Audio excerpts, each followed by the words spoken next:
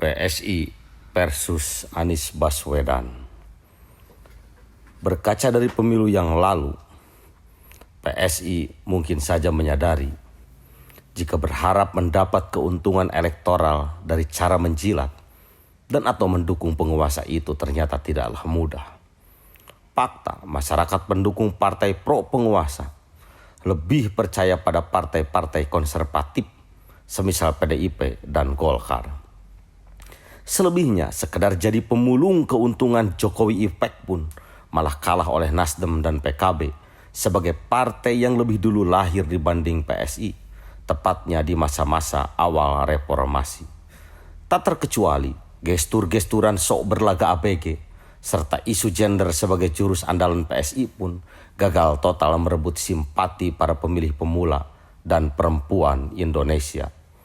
Sebenarnya ada 3 komponen utama suatu partai dianggap berpotensi dapat merekrut massa. Pertama adalah isu atau ideologi. Kedua, tokoh yang kuat dan populer. Dan ketiga, uang atau rupiah. Bicara soal isu sebenarnya terbagi 2 kategori.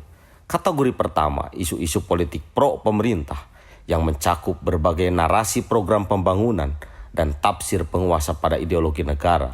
Dan kedua adalah berbagai isu antitesa pemerintah atau kita sebut sebagai oposisi. Bagi PSI, kedua kategori di atas adalah buah si malakama.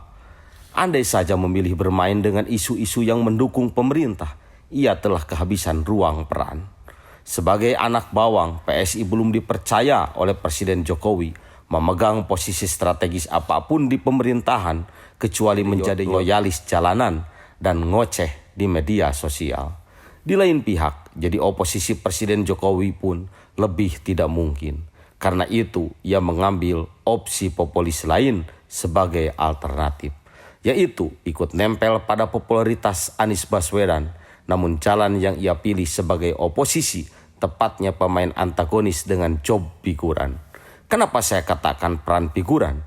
Karena kalau ingin disebut pemeran utama dalam oposisi, syaratnya harus menjadi oposisi pemerintah pusat alias harus menjadi oposisi Presiden Jokowi. Peran demikian tidaklah terlalu buruk sebetulnya bagi sekawanan anak-anak yang baru belajar eksis. Lumayanlah daripada hanya main TikTok dan sibuk gosip-gosip kesana kemari yang kurang berarti. Sekali lagi, saya menilai pilihan PSI kali ini cukup tepat jika orientasinya sekedar jalan sementara. Nilainya lebih dari cukup dibanding kebingungan cari peran dan akhirnya tidak bersuara. Peluang mendapat popularitas cukup tinggi, alasannya pihak yang ia serang adalah Anies Baswedan sebagai gubernur paling populer di Indonesia.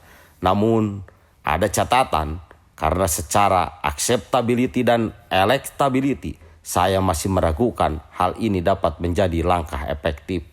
Kenapa? Karena langkah-langkah partai tidak boleh ugal-ugalan dalam berakselerasi.